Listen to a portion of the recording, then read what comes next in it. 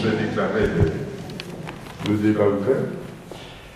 Merci d'être venu. Alors pour moi, c'est un très grand plaisir et un honneur de vous présenter le professeur André Cifonella, donc qui est ingénieur chimiste et toxicologue, qui de même a écrit beaucoup et travaillé beaucoup sur les différents produits toxiques. Nous en donner une démonstration cet après-midi. Qui a participé donc justement à beaucoup de travaux qu'on peut qualifier de lanceur d'alerte. Lanceur d'alerte parce que à plusieurs reprises, il a auprès des pouvoirs publics, il est intervenu pour dénoncer la toxicité d'un certain nombre de produits. Je pense au bisphénol A dans les biberons, dont vous êtes à l'origine, au perchloréthylène dans les pressings, également, qui sont des médications, pas des médications, des produits cancérigènes qui induisaient donc un certain nombre de cancers, je crois de la vessie au niveau des pressings. Vous êtes président national du réseau environnement santé, et ça c'est pas rien, c'est un point qui est extrêmement positif, qui donne une assise lorsqu'on veut discuter avec les pouvoirs publics de la toxicité de notre environnement. Alors vous savez qu'actuellement, et vous l'avez peut-être vu, on parle, vous savez, il y a la réunion mondiale sur le cancer actuellement à Paris, et il y a eu plusieurs articles qui sont parus d'ailleurs avant cette conférence, et sur lesquels on disait finalement l'environnement ne s'agit pas tellement, finalement c'est plutôt la génétique. On est un peu prédisposé sur le fait d'avoir un cancer de tel ou de tel organe. Et puis, vous avez d'autres personnes qui s'inscrivent, pas forcément en faux, mais en addition à cette génétique, en disant oui, mais on baigne dans un environnement qui n'est pas forcément le même que celui des années 50. Et puis, il est difficile de se dire, alors la génétique ne bouge pas, ou pratiquement pas, et puis tout d'un coup, je fais la transition avec Octobre Rose, le cancer du sein, parce que vous allez nous faire un focus sur le cancer du sein et ses produits. C'est la bonne transition. On vient de terminer Octobre Rose, mais le cancer du sein, il ne s'arrête pas à la Toussaint. Le cancer du sein, malheureusement, dans le dépistage, dans le reste, dans les traitements, il va continuer. Et il est quand même curieux, si il n'y a aucune notion de l'environnement, qu'on soit actuellement à une femme sur 8 qui aura un cancer du sein. On ne le voyait pas dans les années 50. Alors, il est certain que l'on baigne actuellement dans un environnement qui est beaucoup plus toxique et sur lequel insecticides, pesticides, on a vu les phtalates, les parabènes vont agir en tant que perturbateurs.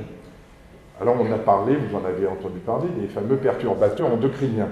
Ça m'intéresse beaucoup puisque je suis en formation endocrinologie. Donc ce sont des produits, si vous voulez, qui vont avoir un impact sur le développement, en particulier de cancers hormonodépendants. Alors vous avez deux cancers hormonodépendants, le sein, on retrouve. Et puis chez l'homme, c'est la prostate. Et puis vous avez, peut-être vous en avez entendu parler dans la région, et vous connaissez bien sûr, c'est Charles Sultan qui a beaucoup écrit sur les produits qu'on pulvérise au niveau de la vigne, et qui induisent un certain nombre de troubles urologiques ou génitaux. Et puis j'ai eu récemment en consultation un jeune garçon. Sa maman était enceinte au moment où elle était en Normandie, avec plein de pommiers autour d'eux. C'est normal, en Normandie, il y a des pommiers. Et il y avait un avion qui passait et puis qui aspergeait très régulièrement. Et le petit, on me le montrait pour un micropénis. Micropénis qui est une des complications de ces perturbateurs hormonaux. Enfin, vous voyez, donc, tout ceci se tient un petit peu, et on va assister, je pense, à une conférence tout à fait intéressante par quelqu'un qui est vraiment très spécialisé, qui a travaillé, qui est encore une fois un lanceur d'alerte, et que je tenais à féliciter parce que, en plus, le grand plaisir que j'ai, c'est que je partage tout à fait cette vision, justement, d'arriver. Alors on ne démarrera pas, on ne peut pas peut-être vivre sans insecticides, pesticides, mais en tout cas de le limiter. Il faut quand même savoir que le sud-ouest, par le biais transfrontalier d'achat, c'est quand même le pays dans lequel on vend, on utilise le plus de pesticides. C'est le Grand Sud-Ouest. C'est que chez nous, hein, puis le Gers, etc. Voilà. Donc je pense que ça va être une conférence tout à fait passionnante. Encore, merci à la fois pour votre venue, votre compétence et je préciserai, mais ça on le verra à la fin de la conférence, le professeur Cicolella a écrit 2 livres sur justement la toxicité que vous pourrez vous procurer après la conférence. Et après la conférence, il y aura un petit pot sympathique entre nous dans la cour tout à l'heure. Et donc je vous laisse la parole. Merci. Donc le livre que j'ai, le dernier livre, c'est effectivement Cancer du sein, en finir avec l'épidémie. Alors, vous voyez, quand je présente ça, les journalistes m'ont dit tout de suite, mais épidémie, est-ce que vous n'exagérez pas un peu quand même? Donc je vais vous expliquer pourquoi, effectivement, il faut utiliser ce mot épidémie. Parce que quand on pense épidémie, on pense épidémie infectieuse en fait, voilà, une maladie transmissible. Mais on peut utiliser le mot épidémie dans un deuxième sens, c'est-à-dire développement considérable d'un nombre de cas ou de maladies. Et si on compare la répartition et le développement du cancer du sein au niveau mondial, et j'ai repris là une synthèse qui a été publiée il y a 2 ans à peu près, on voit effectivement que les pays en développement voient une croissance extrêmement rapide au cours des 20 dernières années. Le taux a doublé au niveau mondial et on s'attend à ce qu'il double dans les 20 prochaines années. Au niveau des pays développés, on est arrivé à un plateau, légère diminution. Ce sont des données ce qu'on appelle standardisées. Ce ne sont pas dans les données brutes, c'est des données effectivement recalculées pour une population mondiale type, ce qui fait que les différences démographiques entre pays où la population âgée est plus importante et les pays où la population est plus jeune sont gommées de cette façon-là. Et donc on voit effectivement une progression de façon générale sur l'ensemble de la planète. Donc on est aujourd'hui au niveau mondial avec une pathologie qui est responsable de 500 000 décès. 500 000. Pour le sida, c'est 600 000. Oui, c'est l'ordre de grandeur. Et pour le nombre de cas, il est plus important pour le cancer du sein, 1,8 million et 1,2 million pour le sida. Alors qu'est-ce qui se passe actuellement pour le sida? C'est qu'on a une diminution. Depuis que la communauté internationale s'est mobilisée suite à la conférence de l'ONU en 2002, on a effectivement une politique mondiale qui fait qu'aujourd'hui le sida régresse et l'OMS parle d'ailleurs d'éradication du sida à échéance de 2030. Pour ces maladies chroniques, eh bien, alors je vais revenir sur les objectifs fixés par l'OMS, mais dont on n'a pas pris pour l'instant la mesure. Pour l'instant, il n'y a pas de politique véritablement construite par rapport à ça. Et on n'attaque pas donc le problème à la source, et ce serait la seule façon d'arrêter effectivement cette progression. Mais vous voyez, le mot épidémie est tout à fait justifié quand on parle du cancer du sein. Et en France, on est effectivement devant une progression qui a été très importante au cours des 30 dernières années. On a le risque qui a doublé en 30 ans. On est aujourd'hui avec 50 000 cas par an et 12 000 morts. Donc 1000 par an, 1000 par mois. 1000 par mois. Diminution à partir de 2005, et on attribue effectivement cette diminution principalement à l'arrêt du traitement de la ménopause. Et donc c'est à la fois une mauvaise nouvelle et une bonne nouvelle. La mauvaise nouvelle, c'est qu'on a utilisé ce traitement. La bonne nouvelle, c'est qu'à partir du moment où on arrête effectivement une exposition de ce type, les gains de santé sont très rapides, en quelques années. Et donc on estime aujourd'hui que c'est à peu près 5% des cas qui étaient liés à ce traitement, ce qui est considérable. Et ce qui permet de dire que si on arrive à identifier les facteurs dominants, on peut effectivement faire régresser. Alors moi je pense qu'on peut aller, on peut avoir des objectifs très ambitieux dans ce domaine, puisque sur la planète, quelques pays ont des taux nettement plus bas, et je vais y revenir tout à l'heure. Alors pour terminer sur la situation française, aujourd'hui le risque a doublé en une génération, et le cancer du sein touche une femme sur 8 et les décès 1 sur 30. Alors, au niveau de la planète, on a une répartition qui est tout à fait étonnante. Donc j'évoquais effectivement, voyez, le premier pays au monde, c'est la Belgique. Personne ne le sait, ça. Hein. Mais même en Belgique, les gens ne le savent pas. Donc ne soyez pas culpabilisés de ne pas le savoir. C'est une donnée dont on ne parle pas. Premier pays au monde, la Belgique, avec un taux de 111. Alors ce sont des données que l'on dit toujours standardisées. Le taux brut est plus élevé également en France. Et vous voyez, le dernier pays, c'est le Bhoutan. Alors le Bhoutan, pour le situer, tout le monde a un peu entendu parler du bonheur national brut au bout de temps. C'est effectivement une décision de ce gouvernement qui est une monarchie, mais qui est assez éclairée, et donc qui a retenu cet objectif. Le Bhoutan se situe dans l'Himalaya, un pays un peu particulier évidemment, surtout très particulier parce qu'effectivement, il y a 50 ans, au Bhoutan, il n'y avait pas de route et pas d'électricité. Donc alors évidemment, c'est un pays qui n'a pas connu la révolution industrielle et qui n'a pas connu le développement de l'agriculture basée sur les pesticides. Et donc, ils ne l'ont pas fait exprès, en fait. Compte tenu des caractéristiques du pays, c'est un pays, effectivement, qui est sur le contrefort de l'Himalaya, donc difficile d'imaginer des champs, c'est pas la Beauce. Et donc, ce pays se retrouve finalement à être le pays où le taux est le plus faible. Le taux est de 5. On est en France, en métropolitaine, avec un taux de 90, un rapport de 1 à 18. Si on regarde la répartition entre les régions, la première région actuellement, c'est l'Île-de-France. Donc si l'Île-de-France était indépendante, ce serait le 5e pays au monde. Alors, sur la région Languedoc-Roussillon, je n'ai pas encore fait le calcul, mais je crois que, à vue de nez, j'ai regardé les chiffres, c'est à peu près la 7e, si la Languedoc-Roussillon était indépendante, 7e ou 8e pays au monde. Ça mérite réflexion. Et donc, donc, une comparaison aussi intéressante, à l'intérieur de la France, c'est avec la Réunion. Le taux est moitié par rapport au taux de la métropole. La Réunion, même système de santé, même système de dépistage. Le taux de dépistage, d'ailleurs, est à peu près celui de la moyenne nationale. Pourquoi un taux de 47 ? Une question qu'il faudrait se poser.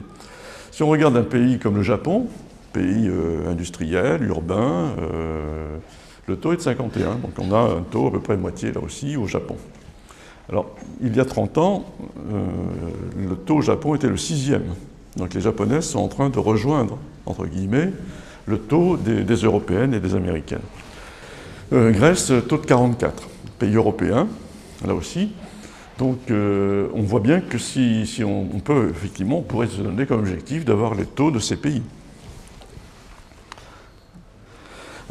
Pourquoi, effectivement, on peut dire que l'environnement est déterminant, déjà cette répartition entre pays, et puis quand on regarde les cancers des migrants. Alors les Japonaises, ça c'est une étude qui a été souvent citée, quand les Japonaises migraient à Hawaï, donc aux États-Unis, mais le taux de cancer du sein était multiplié par un facteur 4, qui se rapprochait, vous voyez, c'est sur la partie gauche du graphique, qui se rapprochait du taux des Américaines d'origine européenne, était 6 fois plus élevé à l'époque. A l'inverse, le cancer de l'estomac diminue d'un facteur 4.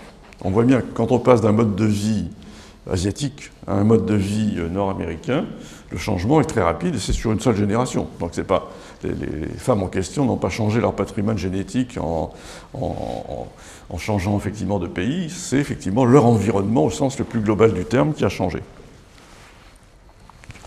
Autre étude sur les migrantes italiennes en Australie, à l'époque, dans les années 60, parce qu'aujourd'hui l'Italie est devenue un taux à peu près équivalent à celui de la France, mais à l'époque, les Italiennes, un peu comme les Grecs aujourd'hui, avaient un taux beaucoup plus faible. Et donc, quand elles arrivaient en Australie, leur taux était était le taux moitié de celui des Australiennes. Mais au bout de 6 ans à 15 ans, donc à peu près après 10 ans de séjour, le taux commençait à augmenter, jusqu'à rejoindre le taux des Australiennes après 17 ans. Là aussi, ce n'est pas leur patrimoine génétique qui a changé, c'est bien leur environnement qui a changé. Quand on regarde la répartition au niveau des différentes régions, on voit des disparités. Et donc là, on n'a pas les chiffres pour les dom-tom, mais on a les chiffres pour la métropole. Entre le Nord-Pas-de-Calais et la Corse, on a presque 50%. Alors le Languedoc-Roussillon se situe plutôt dans un taux plus faible que la moyenne nationale, mais la progression au cours des dernières années a été importante.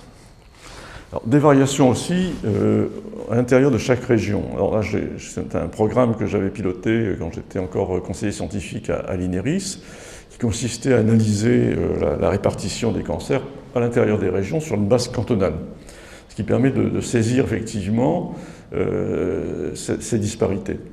Et vous voyez, en corrigeant d'ailleurs je ne vais pas rentrer dans le détail technique, mais en corrigeant les fluctuations statistiques, on voyait effectivement apparaître une différence importante entre le centre-Bretagne et le sud-Morbihan, un rapport de 1 à 2. Alors, on a une vision de la Bretagne, vue de l'extérieur de la Bretagne, parce qu'en Bretagne, même les gens n'ont pas la même vision, mais vu de l'extérieur, on a l'impression que la Bretagne, c'est peuplé de Bretons. Voilà. Ben non, ce n'est pas une explication suffisante. Il faut essayer de comprendre pourquoi le centre-Bretagne a un taux diminué de moitié par rapport au sud-Morbihan. Et on retrouve d'ailleurs à peu près cette répartition avec le cancer de la prostate. Vous voyez, les deux cancers sont très proches, y compris dans leur cause, donc dans leur répartition géographique. Alors, ce qui est caractéristique du cancer du sein aujourd'hui, c'est l'importance, la croissance en tout cas de ce cancer chez les femmes jeunes. Et donc j'avais cité, avant que Le Monde ne publie, il y a 8 jours à peu près, des données plus précises, cette phrase du rapport de l'OMS et du Programme des Nations Unies pour l'environnement, la tendance à la survenue de plus en plus tôt des cancers du sein chez les jeunes filles dans tous les pays où cela a été étudié. Et on voit une progression beaucoup plus rapide dans la tranche d'âge 30-40 ans. Une petite comparaison avec un risque qui est bien connu, qui est le risque des accidents de la route. Entre 30 et 44 ans, une femme a 4 fois plus de décès, de risque de décès par cancer du sein que par accident de la route. Ça donne déjà l'ampleur du problème. Et là, j'ai repris la publication du Monde qui a publié effectivement la progression par tranche d'âge. J'ai repris ici la progression dans la catégorie 30-39 ans. Donc, la tranche d'âge entre 80 et 2010, donc c'est une tranche d'âge, elle n'a pas changé. Pas le vieillissement de la population entre 30 et 39 ans. Évidemment, c'est la même tranche d'âge. Donc vous voyez, le dépistage n'est pas en cause, puisqu'il n'y a pas de dépistage dans cette tranche d'âge. Et on voit une progression de 54% entre 1980 et 2010. 54%, une progression régulière. Et quand on regarde l'évolution sur l'ensemble des tranches d'âge, toujours en reprenant les données du Monde, on voit effectivement que les catégories qui ont fait l'objet d'un dépistage systématique à partir de 2004, donc 60-69 ans notamment, on voit une diminution à partir de 2004. Alors c'est très contradictoire, parce qu'on nous explique effectivement que le cancer du sein progresse parce qu'on les dépiste mieux. Or, quand on regarde dans la tranche d'âge directement concernée, c'est l'inverse qui s'est passé. Donc ce raisonnement ne colle pas avec la réalité de ces chiffres. Alors, il y a peut-être un effet dépistage, en partie quand même. On le voit dans une donnée en Norvège, où on voit effectivement à partir du moment où le dépistage a été systématisé en 95-96, il y a bien eu effectivement progression, mais cette progression a continué une fois que le dépistage, ce système a été organisé. Alors, un mot sur le cancer de la prostate, parce que, comme je l'ai dit, c'est un cancer qui est très proche en fait du cancer du sein, et on retrouve là une répartition mondiale qui est tout à fait encore plus large que pour le cancer du sein. Alors, le premier pays au monde, c'est la Martinique, avec un taux de 227. Le dernier pays au monde, c'est le Bhoutan, avec un taux de 2. C'est un rapport de 1 à 115 entre le Bhoutan et la Martinique. Alors, la Réunion, un taux de 54. Donc, 4 fois plus de cancer de la prostate en Martinique qu'à la Réunion. La France métropolitaine se situant à 98. Donc, le premier pays indépendant, c'est la Norvège, avec 130. Alors, j'ai fait une réunion aux Antilles l'an passé. Donc les gens sont au courant qu'ils ont effectivement un taux élevé de cancer de la prostate, mais les gens me disaient mais c'est parce qu'on nous dit qu'on est des populations noires, et donc ça explique effectivement pourquoi on est plus sensible. Je leur ai dit, mais vous savez, le premier pays au monde, c'est la Norvège. La Norvège, pour les populations noires, c'est assez limité. La culture de la banane en Norvège reste encore assez anecdotique. Hein. Et donc cet argument, et en plus vous voyez, quand vous comparez la Réunion, la proportion de population noire à la Réunion par rapport à la Martinique, c'est là aussi assez important. Et puis, pour compléter cette démonstration, donc j'ai un enseignement à Sciences Po de santé environnementale, et donc j'ai des étudiants de différentes origines, et j'avais cette année une étudiante norvégienne. Donc je leur demande de faire un mémoire de santé environnementale, et quand j'ai vu arriver cette étudiante norvégienne, je lui dis, je ne vous laisse pas le choix, votre sujet ce sera cancer de la prostate en Norvège. Voilà. Et donc, comme je maîtrise mal le norvégien, comme vous pouvez vous en douter, donc j'ai eu une étude des médias norvégiens sur cette question. Et c'était tout à fait intéressant de voir que le principal argument qui est donné pour expliquer la situation de la Norvège, c'est qu'en Norvège, nous n'avons pas beaucoup de soleil. Et vous savez, la Martinique est le premier pays au monde, dans du point de vue soleil, ils sont assez bien servis quand même. Donc vous voyez, des arguments de ce type qui sont assénés, avec la force de l'évidence. Évidemment, en Norvège, effectivement, il n'y a pas beaucoup de soleil, on est bien d'accord.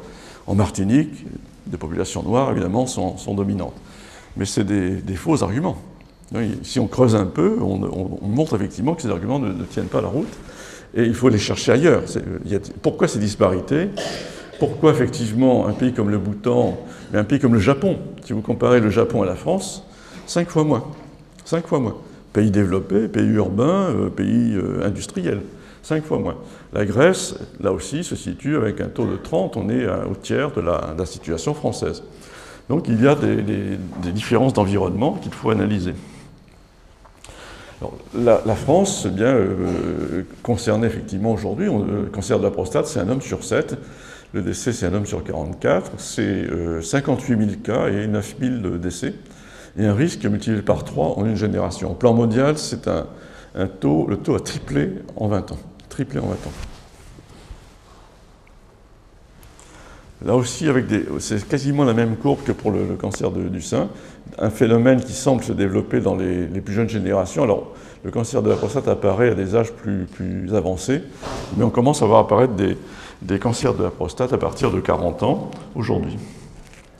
Et là aussi, les données du monde montrent que l'explication par le dépistage n'est pas suffisante, puisqu'à partir du moment où ce dépistage a été généralisé, il n'est pas systématisé comme pour le cancer du sein, mais il a été développé à partir des années 95, eh bien on ne comprend pas pourquoi il y a une telle différence entre les tranches d'âge.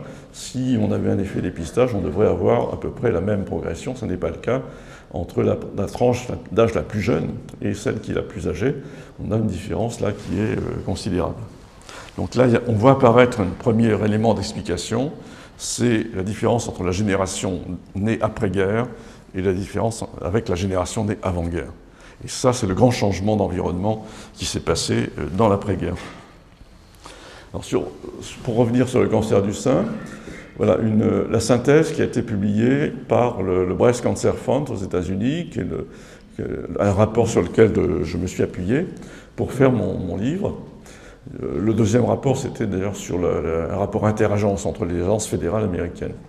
Donc j'ai repris cette synthèse qui montre bien à la fois la complexité des relations entre les différents facteurs, et en même temps, l'autre leçon à tirer de ce schéma, c'est à partir du moment où on a identifié autant de causes, on peut agir sur ces causes.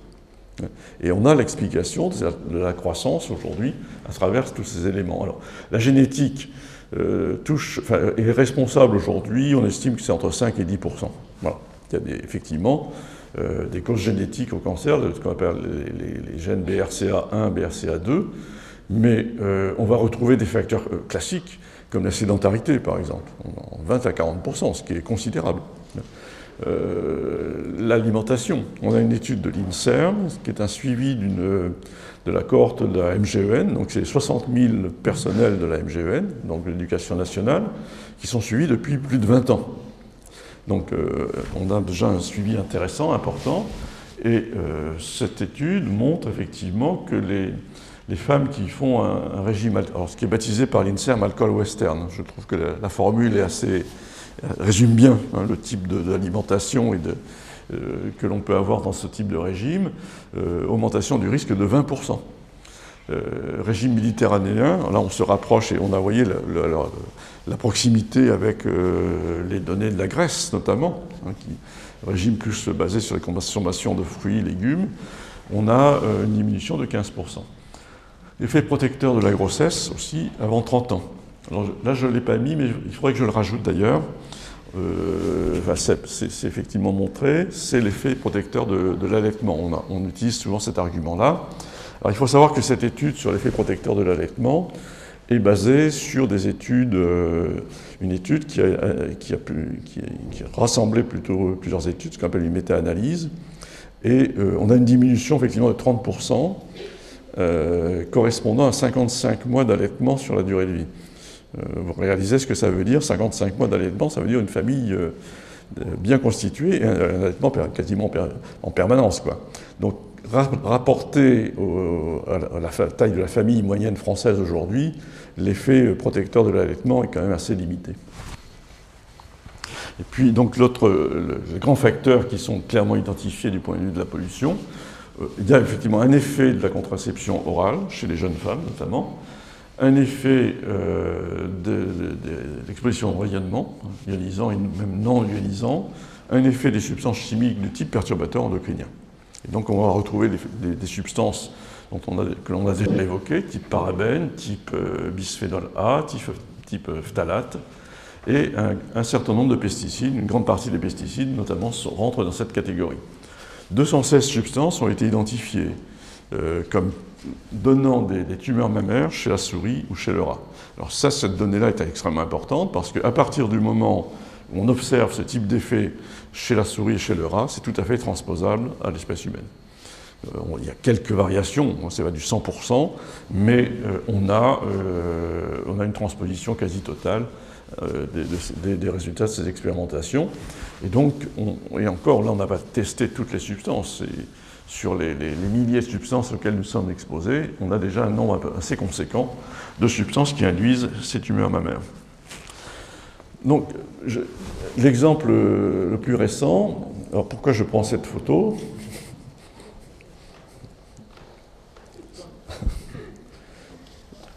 Non, je vous en prie.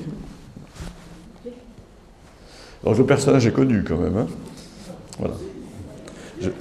Je vais faire une conférence en Belgique dans 15 jours, donc vous voyez, je préparais je parlais de l'enfant du pays, sans être l'enfant du pays d'ailleurs, mais. Donc il y a deux informations importantes. Hein. Le sparadrap du capitaine Haddock n'est pas sur la main, il est sur la joue. Voilà. La deuxième information importante, c'est l'engin qu'il a dans la main. Hein. Le Flitox. Voilà. Alors le Flitox, évidemment, c'est banalisé, le Flitox. C'était banalisé. Vous voyez les publicités que l'on faisait pour ce Flitox, et puis vous voyez c'est Babar, c'est un jeu. Moi, je fais partie de cette génération. Hein. Je tuais les mouches au Flitox, on s'amusait à tuer les mouches au Flitox. C'était du DDT, c'était marqué sur l'affiche. Hein. On ne s'en cachait pas, c'était du DDT. La terreur des moustiques. Donc vous voyez la publicité de l'époque, protégez vos enfants sont sans défense contre les mouches et tous les insectes qui transportent avec eux les germes et les microbes des plus effroyables maladies. Quand vous êtes parent à cette époque-là et qu'on vous dit si vous ne faites rien, vous voyez, votre enfant va être agressé par tous ces insectes, vous vous sentiez un peu coupable et donc vous flitoxez la chambre. Ça se faisait, on flitoxait les chambres. Et donc, voilà, on faisait des publicités, on chantait d'ailleurs les vertus du DDT. Vous voyez, DDT is good for me, hein, DDT c'est bon pour moi. Alors, vous voyez, l'esprit des années 50, 60, on met sur le même plan la pomme de terre, la vache et la femme. Oui, c'est quand même assez choquant quand même aujourd'hui. Hein. Voilà l'utilisation du DDT. Eh bien, les agriculteurs l'utilisaient de cette façon, sans aucune protection. On aspergeait effectivement les champs. On s'amusait, les enfants s'amusaient à passer à travers le nuage. Moi, j'ai vu effectivement l'utilisation de ce type. On aspergeait des espaces verts. Les gens étaient là. Hein. On ne leur posait pas la question d'ailleurs. On ne leur demandait même pas de sortir. Hein. On aspergeait et tout le monde prenait effectivement. Et on s'amusait, vous voyez, à asperger les jeunes femmes. Voilà, c'était les conditions dans lesquelles ça a été exposé. On utilisait donc dans les papiers peints aussi. On en mettait dans les papiers peints des chambres. Alors, qu'est-ce que ça a donné 52 ans après? On a le résultat. Ça a été publié l'an passé. Ça a été publié par l'École de santé publique de Berkeley, qui est une référence en matière de santé publique aux États-Unis. C'est une étude tout à fait rarissime, parce qu'elle a suivi pendant 54 ans 9300 femmes. Vous voyez ce que ça représente, suivre 9300 femmes pendant 54 ans, sachant qu'aux États-Unis, on déménage en moyenne tous les 3 ans. Donc, un gros effort, effectivement, de suivi. On dispose dans cette cohorte du dosage sanguin des mères, et on a suivi, effectivement, ces femmes, et on a regardé, effectivement, dans ce groupe, le nombre de femmes qui ont eu un cancer du sein, et on a comparé avec des témoins. Celles dont les mères avaient le taux le plus élevé de DDT ont 4 fois plus de cancer du sein. Sachant que toute la population a été contaminée aux États-Unis ou en France, hein, c'était à peu près le même type d'utilisation, on peut dire aujourd'hui que le cancer du sein d'aujourd'hui, c'est la génération DDT. C'est la génération DDT. Mais la même équipe de Berkeley a regardé chez les mères elles-mêmes s'il y avait un impact.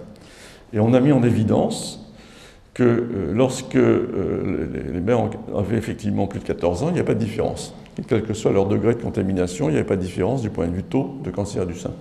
Par contre, il y a une différence selon l'âge qu'elles avaient en 1945. En 1945, c'est le début de l'utilisation du DDT. En moyenne, en dessous de 14 ans, la moyenne est 5 fois plus. 5 fois plus. Et vous voyez si les jeunes mères, en fait, à l'époque, qui avaient moins de 4 ans en 1945, si elles avaient un taux élevé de contamination, jusqu'à 10 fois plus de cancer. Donc vous voyez un effet à la fois chez les filles, avec un temps de retard, un délai extrêmement long, 52 ans, mais qui est lié à une exposition pendant la grossesse. Mais chez les mères elles-mêmes, le fait d'avoir été exposées dans une période sensible, petite enfance, avant la puberté, se traduit par un taux plus élevé. Et puis, dernière étude sur le DDT, une étude plus récente, puisqu'elle a été publiée cette année, qui a analysé la contamination par le DDT et le lien avec les chances de survie. Donc, un suivi d'un groupe de femmes, réparti en 3 groupes, en 96 et 97, et après 5 ans de suivi, celles qui avaient le taux le plus élevé ont presque 3 fois plus de décès. Donc, c'est une molécule qu'on élimine très lentement, en fait. Elle reste dans l'organisme, ce qui n'est pas le cas de molécules comme le bisphénol. Le résultat était le même pour le chlordane, qui est un peu le cousin germain du DDT, et je vais revenir sur ce chlordane qui a été utilisé aussi largement. Alors, l'équipe de Berkeley a continué de travailler sur cette cohorte et a publié notamment des résultats qui montrent un taux plus élevé d'hypertension chez les jeunes femmes. Hypertension acquise parce qu'elles ont été exposées pendant la grossesse à ce DDT. Le travail du même type a été fait sur les garçons, donc suivi de 9744 garçons pendant 30 ans, et là, un lien entre contamination maternelle et cancer du testicule. La même équipe travaillait sur une autre contamination très caractéristique de cette époque, c'est la contamination par les PCB. C'est une molécule qui a été utilisée dans les transformateurs, mais qui a contaminé là aussi tout l'écosystème. Alors c'est un mélange de substances, donc ce qui fait que selon la nature des PCB, on va avoir une diminution ou une augmentation du risque. Ça complexifie un peu le problème. Mais là aussi, ces PCB, toujours sur la même cohorte, on montre effectivement un lien avec la fertilité. Vous voyez la probabilité de grossesse, la fertilité multipliée par 3, hein, pour les femmes dont les mères avaient une plus forte proportion de PCB du groupe 1. Alors j'évoquais l'effet cocktail avec le chlordane, donc le cousin germain du DDT. C'est une étude qui a été publiée l'an passé à Montpellier. L'effet cocktail, on regarde si les substances en mélange ont un effet supérieur à l'effet simplement d'addition. Et ils ont testé 40 substances 2 à 2, ce qui est très important, mais en même temps une petite partie de l'exposition à laquelle on est confronté en tant qu'espèce humaine. Et on voit un effet cocktail entre l'éthénylestradiol, qui est le composant de la pilule, et le chlordane. Vous voyez le nombre de femmes qui a été exposées à la fois à l'éthénylestradiol, donc à la pilule, hein, et au chlordane, évidemment, extrêmement important. Autre élément de preuve sur cet effet différé, l'effet fenêtre, c'est le distilbène. Le distilbène, ça a été utilisé comme médicament pour prévenir les fausses couches. On s'est aperçu en 71 d'ailleurs, ce qui s'est traduit par le retrait aux États-Unis, que ce médicament induisait en fait un cancer rare chez les jeunes filles, qui était le cancer du vagin. Mais du point de vue de l'importance des impacts, c'est principalement l'anomalie du développement de l'appareil reproducteur, la stérilité, chez les garçons comme chez les filles d'ailleurs. Et puis, grâce au travail notamment de l'équipe de Charles Sultan à Montpellier, on a mis en évidence un effet sur la première, mais même sur la deuxième génération de garçons, du point de vue des malformations génitales. Et récemment, du point de vue cancer du sein, dans ce groupe de filles d'Istilben, on observe un taux plus élevé, multiplié par 2 à peu près, de cancer du sein. Donc là aussi, autre démonstration sur une exposition qui est bien connue. Hein, on savait effectivement précisément la période à laquelle cette exposition a eu lieu. Eh bien, on s'aperçoit chez les filles, donc c'est à peu près 50 ans après, on n'est pas à la fin du phénomène d'ailleurs, on aperçoit un doublement du taux de cancer du sein. Alors, on nous dit, oui, mais les choses progressent, le taux de survie à 5 ans progresse. Alors, un petit focus sur cet aspect. Quand je rédigeais ce livre, j'ai vu cette nouvelle parue dans Libération, l'annonce du décès de la maire de Thionville, Anne Gromer, à l'âge de 45 ans, d'un cancer dépisté à l'âge de 37 ans. Elle fait partie, effectivement, de ces générations qui ne sont pas directement concernées par le dépistage. Donc 5 ans après, elle était vivante, mais décédée à 45 ans. On ne peut pas considérer que ça comme vraiment un progrès décisif et croire qu'on va trouver la solution uniquement dans cet aspect. Un élément éclairant aussi le problème, c'est ce que l'on sait aujourd'hui sur le lien cancer du sein et profession. J'ai repris là un rapport spécifiquement focalisé sur cancer du sein et travail. Un rapport du Breast Cancer Fund aussi, taux de 50% plus élevé chez les infirmières. Et là, j'y reviendrai, c'est principalement le travail de nuit. Le travail de nuit est classé cancérogène possible par le Centre international de recherche contre le cancer. Donc, c'est une explication. Doublement chez les enseignantes. Là, c'est déjà un peu plus surprenant, et encore plus surprenant, jusqu'à un taux 4 fois plus élevé chez les avocates et les journalistes. Alors, évidemment, quand on raisonne avec une grille de lecture classique, on ne comprend pas très bien quel peut être le type d'exposition. On voit effectivement, par contre, c'est la ligne suivante, chez les femmes exposées professionnellement à des solvants, là, on a un taux, là aussi, qui peut être plus élevé. Donc, ce qui permet de comprendre ça, c'est la notion d'exposome. J'en reviendrai sur cette notion qui a été introduite dans la loi santé. Il faut comprendre l'ensemble des expositions, et pas seulement aux substances chimiques, mais à l'ensemble des stress. Et les publications qui traitent de cette question disent l'explication est peut-être à trouver dans le fait que c'est la génération des femmes qui a accédé à des postes de responsabilité occupés traditionnellement par les hommes et qui a été soumis à un stress plus important de ce point de vue-là. Donc les perturbateurs endocriniens, on le voit donc c'est une grande partie de l'explication de cette croissance des cancers du sein et des cancers de la prostate, mais c'est aussi à l'origine de beaucoup d'autres pathologies. Et donc cette notion de perturbateur endocrinien est relativement récente. C'est en 1991 que l'expression a été créée, à la suite d'une rencontre qui a eu lieu à Wingspread aux États-Unis. Ils étaient 21 scientifiques, 21, pas plus, représentant un peu toutes les disciplines scientifiques qui se sont réunis pour réfléchir à mettre en commun leurs connaissances sur les différents impacts constatés tant du point de vue de la santé humaine que du point de vue de la santé de l'écosystème. C'était principalement l'impact autour de la reproduction. Donc c'était les hormones sexuelles qui étaient effectivement mises en cause. Et l'idée qui s'est dégagée, c'est qu'on allait baptiser ce phénomène perturbation endocrinienne. On a, dans les observations dans l'écosystème, il y a une étude fameuse qui avait été fait l'objet notamment d'un documentaire de Sylvie Gilman qui était passé sur Arte il y a 2-3 ans à peu près. Il y a une étude fameuse qui a mesuré la taille du pénis des alligators du lac Apopka. Alors, je me posais toujours la question, comment on mesure la taille du pénis d'un alligator? Si vous voulez avoir une réponse à cette question, vous retrouvez sur Arte le documentaire. Ça se mesure avec un pied à coulisses d'ailleurs, et les alligators se laissent faire, je vous rassure tout de suite. Mais ça a l'air anecdotique comme ça. Les malheureux alligators nageaient dans un lac pollué par un pesticide organochloré en fait. Et donc, c'est ce que vous évoquiez, voilà. L'alligator du lac Apopka, et vous retrouvez, vous, dans votre consultation, le même effet de micropénis.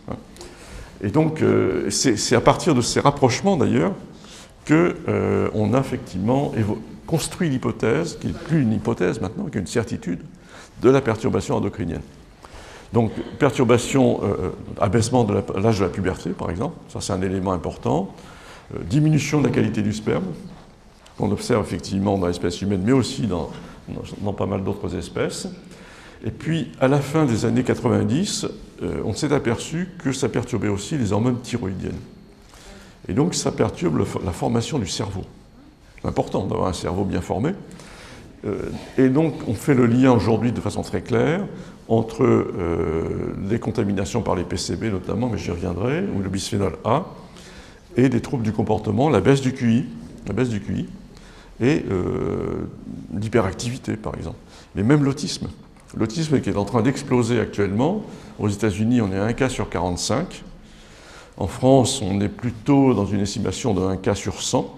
Mais on a, alors je n'ai pas le temps de développer dans le détail, on a notamment une étude à laquelle je pense, qui montre un lien entre l'utilisation des pesticides, c'est une étude en Californie, qui fait un lien exactement pendant la fenêtre de formation du cerveau, 6e et 7e semaine, vous voyez, et des épandages de pesticides dans des champs à proximité desquels vivaient les femmes enceintes. Vous voyez, donc une étude extrêmement fine qui montre que là, dans cette fenêtre, le taux effectivement est multiplié par 6 ou 7. Donc un taux considérable, à condition effectivement d'avoir regardé l'exposition pendant cette fenêtre. Donc l'impact sur les hormones thyroïdiennes, et alors du point de vue du lien santé de l'humain et santé de l'écosystème, il faut savoir que l'hormone thyroïdienne, la principale hormone thyroïdienne, est la même hormone qui contrôle la métamorphose du papillon. Quand on regarde effectivement cette donnée-là, c'est une molécule qui a été conservée au travers de l'évolution. C'est assez fascinant en fait, de savoir que notre cerveau est contrôlé dans son développement par la même molécule que celle qui contrôle la métamorphose du papillon, et on voit bien le lien santé de l'humain, santé de l'écosystème à travers cet exemple. À partir des années 2000, le focus s'est déplacé sur les hormones qui contrôlent le métabolisme. Et aujourd'hui, on parle de perturbateurs métaboliques et on explique une grande partie de la progression de l'épidémie d'obésité et de diabète par ces perturbateurs endocriniens. On a eu 2 déclarations de consensus des scientifiques sur le sujet en 2014 et 2016. Et non seulement on considère que c'est un facteur, mais on dit que c'est le facteur dominant, qui a amplifié l'effet des facteurs classiquement admis, comme l'alimentation et puis la sédentarité. Et on le voit bien dans l'évolution de l'obésité aux États-Unis, c'est à partir des années 80, effectivement, que donc là, la génération qui a été exposée in utero, que se développe effectivement cet impact. Alors, sans rentrer dans le détail, les perturbateurs endocriniens vont agir à la place des hormones, en fait. Soit ils vont s'opposer aux hormones, soit ils vont occuper les récepteurs, soit ils vont agir sur la formation des hormones, la formation des récepteurs, donc il y a des facteurs multiples. Le résultat, c'est que les messages qui sont envoyés à l'ADN vont être perturbés. Et donc on a là un panel d'effets très large. Ça explique pourquoi ces effets sont aussi larges. Alors, le bisphénol A, j'en ai déjà parlé et je vais en reparler parce que... Pardon ? Il est mignon le bébé, on dit. Excuse-moi. Il est mignon le bébé, on dit. Ah, il est mignon. Oui, sauf qu'il boit du bisphénol quand même. Mais même s'il n'était pas mignon, hein, d'ailleurs.